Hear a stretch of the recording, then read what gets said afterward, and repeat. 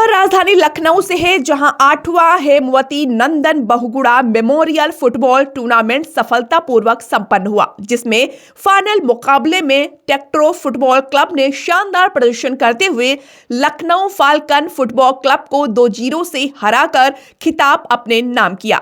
Match के चौथे minute में उत्कर्ष शुक्ला और 9वें मिनट में आदित्य द्वारा किए गए गोल निर्णायक साबित हुए, जिससे पहले हाफ में ही टेक्ट्रो क्लब ने 2-0 से बढ़त बना ली और अंत तक इसे कायम रखा। टूर्नामेंट में उत्कृष्ट प्रदर्शन के लिए उत्कर्ष शुक्ला को सर्वश्रेष्ठ खिलाड़ी चुना गया, जबकि सर्वश्रेष्ठ गोलकीपर का पुरस्कार अभिषेक रावत को दिया गया। इसके अलावा लखनऊ फाल्कन फुटबॉल क्लब के खिलाड़ियों ने भी विभिन्न व्यक्तिगत पुरस्कार हासिल किए। समापन समारोह की मुख्य अतिथि डॉक्टर रीता बहुगुणा जोशी रही, जिन्होंने खिलाड़ियों का उत्साहवर्धन करते हुए उनके उज्जवल भविष्य की कामना की।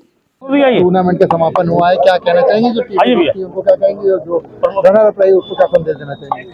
देखिए, हेमवती नंदन बहुगुणा जी उत्तर प्रदेश के बहुत ही लोकप्रिय मुख्यमंत्री रहे हैं और उनके नाम से लगातार पिछले 8 वर्षों से लखनऊ में फुटबॉल टूर्नामेंट होता है।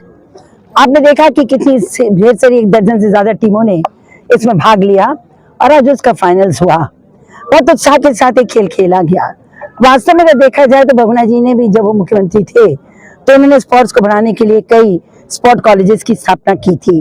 लेकिन आज 2014 के बाद हमारे जो प्रधानमंत्री नरेंद्र मोदी जी और उत्तर प्रदेश के मुख्यमंत्री योगी आदित्यनाथ जी, इन्होंने नई स्पोर्ट्स पॉलिसी लाई है, जिसके अंतर्गत हर विधा के खेल, जितने खेल हैं, चाहे एथलेटिक्स के हों या गेम्स हों, खासतौर से क्रिकेट है, फुटबॉल है, हॉकी है, वुमेन मेंस दोनों, इसको और बाकी जो ट्रेडिशनल गेम्स है, पारंपरिक खेल, उनको भी बहुत प्रोत्साहित किया है।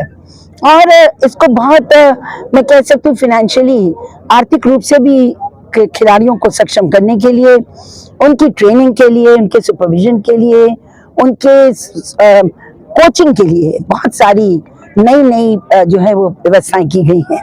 और इसीलिए हम देख रहे हैं, चाहे ओलंपिक्स हो, पैरा ओलंपिक्स हो या और गेम्स हो, अंतर्राष्ट्रीय स्तर पर हमारे खिलाड़ी बहुत अच्छा कर रहे हैं। बैडमिंटन हो, लॉन टेनिस हो, कबड्डी हो, फुटबॉल हो, बॉक्सिंग हो, शूटिंग हो, आर्चरी हो, वेट लिफ्टिंग हो, बहुत सारी विधाओं में लड़के लड़कियां बहुत अच्छा खेल खेल रहे हैं। क्रिकेट तो मेंस हमारा गर्व था ही, और वुमेन्स क्रिकेट भी बहुत आगे बढ़ रहा है। देखिए, देश दुनिया में और खासतौर से भारत में 3 स्पोर्ट्स बहुत पॉपुलर हैं। उसमें है क्रिकेट है और हमारा जो फुटबॉल है, हॉकी एंड फुटबॉल। पर फुटबॉल द्वितीय सबसे ज्यादा खेला जाने वाला खेल है, पर अभी उसको वो अंतर्राष्ट्रीय स्तर प्राप्त नहीं हो पा रहा है, जो कि मिलना चाहिए। मुझे याद है 4-5 साल पहले जब अंडर 19 का, जब जूनियर्स का हॉकी, वो ये वर्ल्ड कप था फुटबॉल का, तो प्रधानमंत्री जी ने आह्वान किया था कि सभी बच्चे फुटबॉल खेलें, और देश के करोड़ों बच्चों ने मैदान में उतरकर, युवाओं ने, बच्चों ने इस गेम को खेला था। तो मुझे पूरी उम्मीद है, जैसे सारे खेल आगे बढ़ रहे हैं, ये भी आगे बहुत बढ़ेगा। आके सुनील छेत्री निकले वेस्ट बंगाल से, और आप जानते हैं कि किस तरह से उन्होंने, वो आज दुनिया के 4th हाईएस्ट स्कोरर इन गोल्स हैं।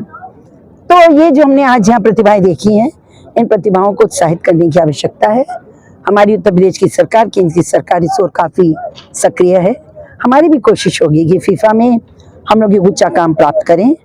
तो इस ऐसे टूर्नामेंट्स के माध्यम से प्रतिभाएं उभरती हैं, तो भारत इस सुविधा में भी बहुत आगे जाएगा, ऐसी मेरी मनोकामना है। जो इस साल भी आपके द्वारा भव्य आयोजन किया गया, टूर्नामेंट का समापन हुआ, क्या कहना चाहेंगे? और इस बार खास क्या रहा? सर, ऐसा है कि लखनऊ में कैंट इलाका जो है, यहाँ पर बहुत इंटरनेशनल खिलाड़ी फुटबॉल के निकले हैं।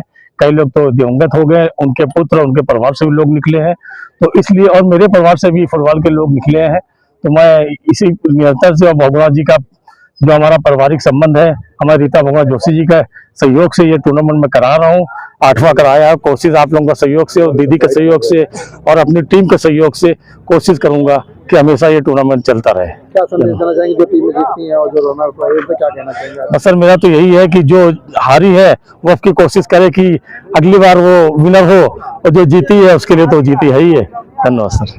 टूर्नामेंट का समापन हुआ है, क्या कहना चाहेंगे? देखिए, बहुत बड़ी सौभाग्य की बात है।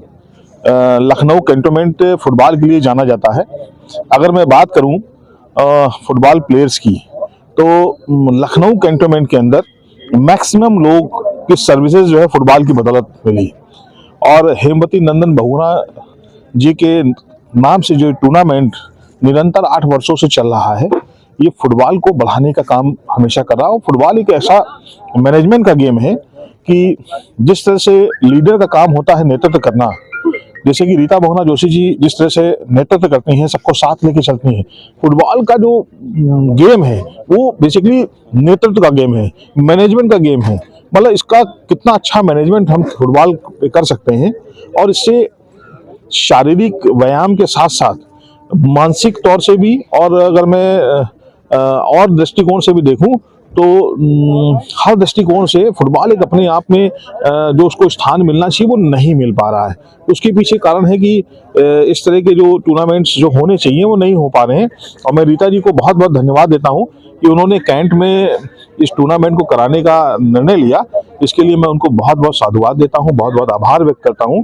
और क्योंकि छावनी में कार्यक्रम हुआ है तो छावनी का जनप्रतिनिधि होने के नाते मैं सबका स्वागत और अभिनंदन करता हूं।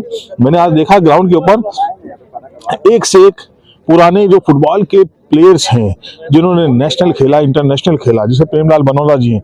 मैं बात करूं, अगर ये निकुंज दा हैं, बैंक में सर्विस करते हैं, और मुझे याद है अच्छी तरह से ये बैंक में जब सर्विस में आए तो ये भी कहीं ना कहीं फुटबॉल की वजह से ही आए। और आज भी एक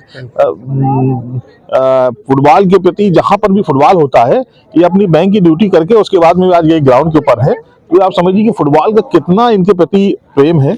और इस तरह के बहुत से प्लेयर्स आज इस ग्राउंड में देखने को मिले जो बहुत कम देखने को मिलते हैं। तो मैं फिर से हेमवती नंदन बहुगुणा जी का के इस टूर्नामेंट पर रीता बहुगुणा जोशी जी को बहुत बहुत आभार व्यक्त करता हूं और बहुत बहुत धन्यवाद देता हूं।